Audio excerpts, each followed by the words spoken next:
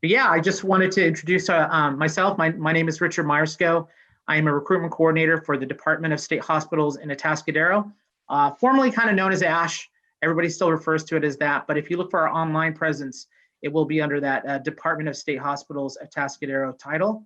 And I'm joined by Michaela Howard, who's here today as well.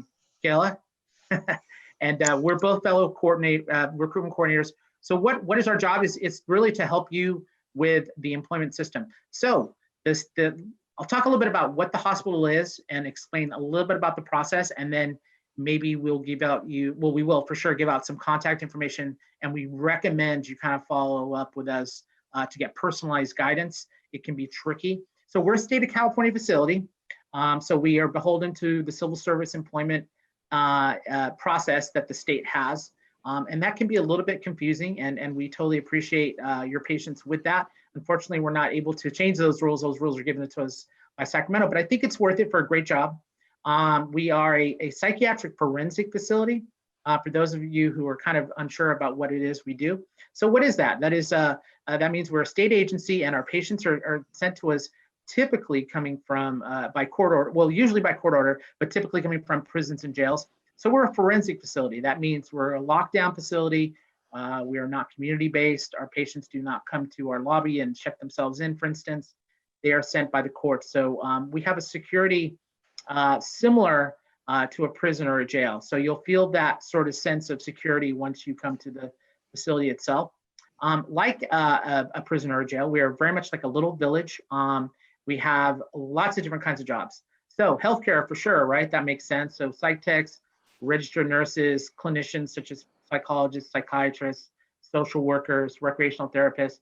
But we also have lots of other types of jobs, including law enforcement, by the way. I should mention that with the audience being mostly made up of veterans or family members of veterans, that is a common interest sometimes, is to go into law enforcement. An easy transition, right, because of the chain of command and some of the training you received previously. And by the way, we'd like to thank everybody who has joined the military and done service for their country. We do appreciate that, as well as the family members who were there to support them. So we have a setting that I think would be comfortable for anyone who's come from that background. So like I said, we have law enforcement in that we have our own police officers. We have our own police department, I should say, one of the largest in the whole county. So that's a great opportunity, a great job for a veteran. We also have healthcare, like I mentioned. But beyond that, I think we have a lot of other jobs that you may not think we have. We have electricians, we have plumbers, we have food service preparers. We call them food service technicians. We have lots of admin positions. So if you worked in offices, if you've worked as a clerical worker of any kind, we have lots of opportunity for you career-wise with that, where you can work as one of our support staff. And just really an incredible place to start a career and have many different kinds of careers, but all in one destination. And we do reward people who are bright and ambitious. I will say that movement in the state employment setting is going to be a little bit easier once you get your foot in the door. It's a common phrase we hear from folks, I just really want to get my foot in the door. So in the private sector, you might say to someone, Alan might say to someone, you're maybe overqualified for this job. Well, with the state employment, I would recommend not being afraid of applying for a job you may feel you are overqualified for. In fact, we recommend that. So go for the job that you think you could get, but maybe also the one right below it, just so that you can start your whole career with us. The other thing that's quite different, besides our unique setting, is that we have the state employment process, which means it's an exam. So this is really very confusing, and it confused me, so I can appreciate that. And that's really, hopefully Michaela and I can be a resource, as well as Alan and all his crew in explaining this process. But it means that every job requires an employment exam. So sometimes they're traditional kind of tests, where it's multiple choice and you fill them out. Other times they're just kind of a self-assessment to ask you about what sort of job duties you've done before in the past to make sure you're qualified to then go on to apply. So it's really a two-part process. The first part, again, being the most maybe unfamiliar for those who have never tried state employment, is getting on what they call an eligibility list, and that's by taking the exam I just mentioned. Every job has its own, that probably makes sense, right? So our custodians would take an exam, and so would our psychiatrists. However, the the information in those exams would be quite different because those jobs are quite different. That probably makes sense to the audience today. So you would want to make sure that you take the exam before you apply, or else we're not going to be able to offer you an interview. And so that's unfortunate. So so that would be the part that I hopefully that Michaela and I can kind of help you with, and we're happy to also help you if you reach out to Alan. That taking these exams, and you may qualify. You may be interested in many different jobs for this, and I would recommend that. Sometimes the exams, in fact, in a lot of cases, they are found online. Occasionally, you may have to mail something. Sometimes you can just take an online test, and it can be confusing. So the main employment website I should mention is jobs.ca.gov, so jobs.ca.gov. And that is the main employment site for the entire state. So when you go on there, you'll see all exams and vacancy postings for the entire state. So of course, that's a little overwhelming, and you may not be interested in the whole entire state. It's a big state, right? So you can do a filter just for San Luis Obispo County, for instance. And that'll show you all the jobs at our facility. By the way, there's a sister agency in our county that's also a large employer, and that's California Men's Colony in San Luis Obispo. We are separate departments. They're Department of Corrections. We're the Department of State Hospitals, but there are some similarities, and they may have similar opportunities. So you may want to just look for jobs, for the whole county as opposed to just at our facility. We would love for you to come work for us, but of course there's a great opportunity offered by Caltrans or the Department of Motor Vehicles. For sure, look into those. I can give you some general guidance on that, but I really am going to be, my emphasis, of course, is on my own facility here at DSH Atascadero. So we'll be able to help you with that. So all jobs will require an exam, so just remember that part, that there's a sort of a first step, a sort of a preliminary step before you can apply for a vacancy. And then once you pass the exam, generally you have a year to then go on to apply for any vacancies that come. And vacancies come and go for us. By the way, we are not in a hiring freeze. We're absolutely in the same employment mode that we were in pre-COVID. Some things have changed, of course, in that we're no longer doing in-person interviews. That probably makes sense to your audience.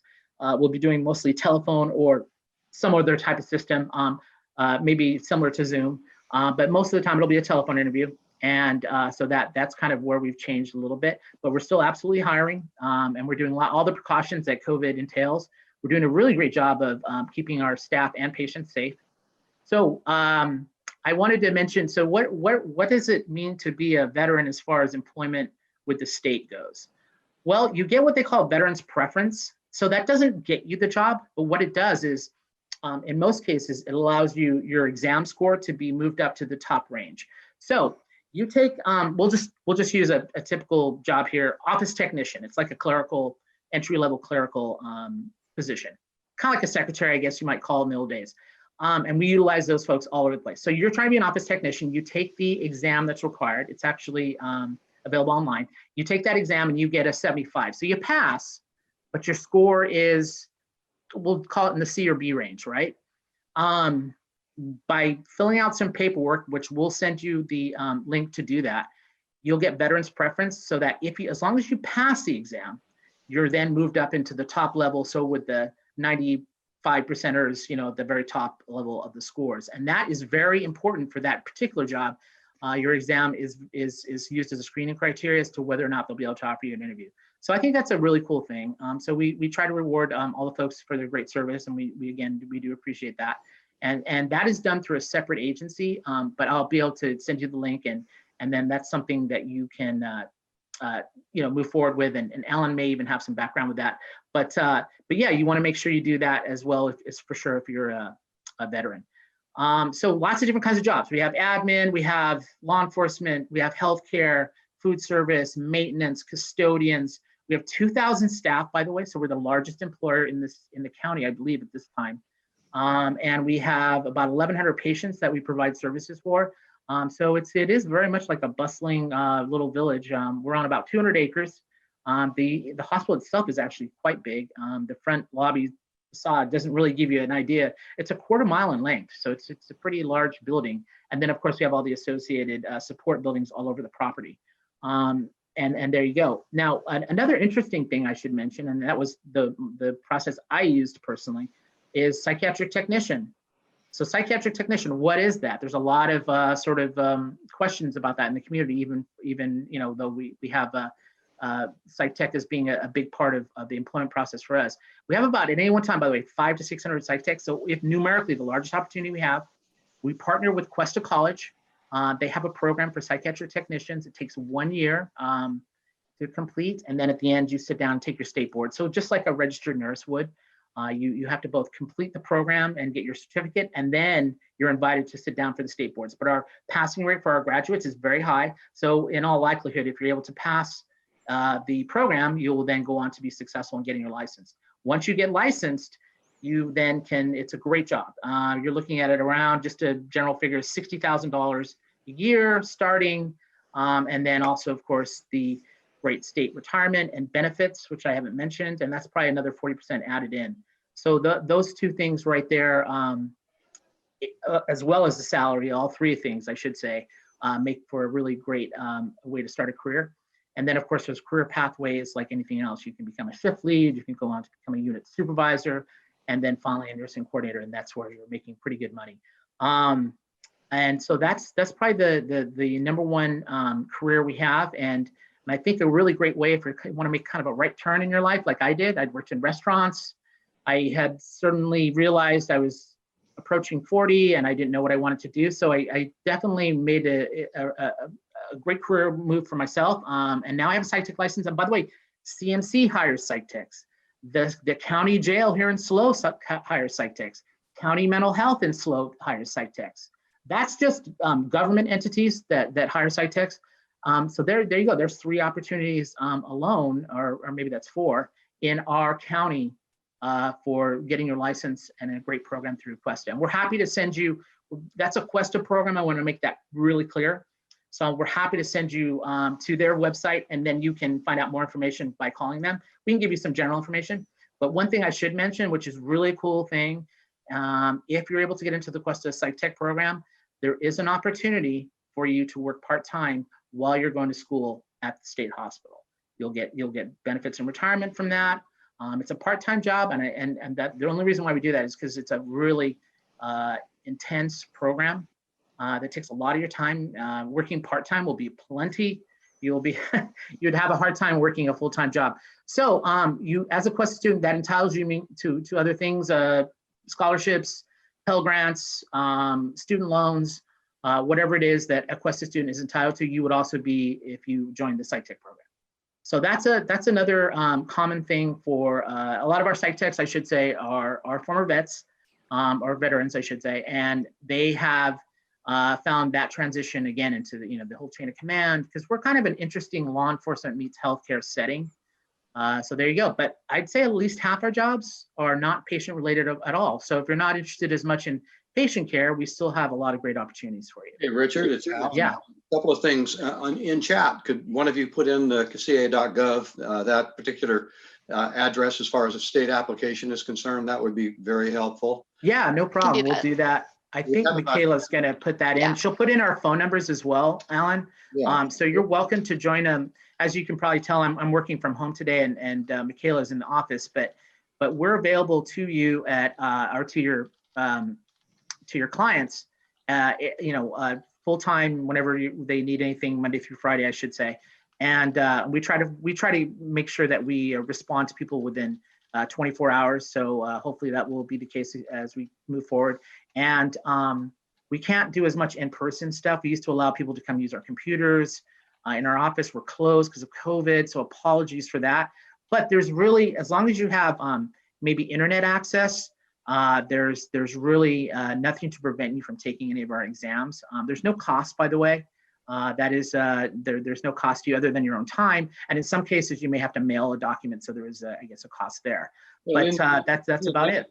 In a nutshell, Richard, I mean, why don't you give us an idea what a psych tech does? I mean, well, a psych tech's kind of like a psychiatric nurse. Thank you, Alan. Yeah, I appreciate that. So you're like a psychiatric nurse.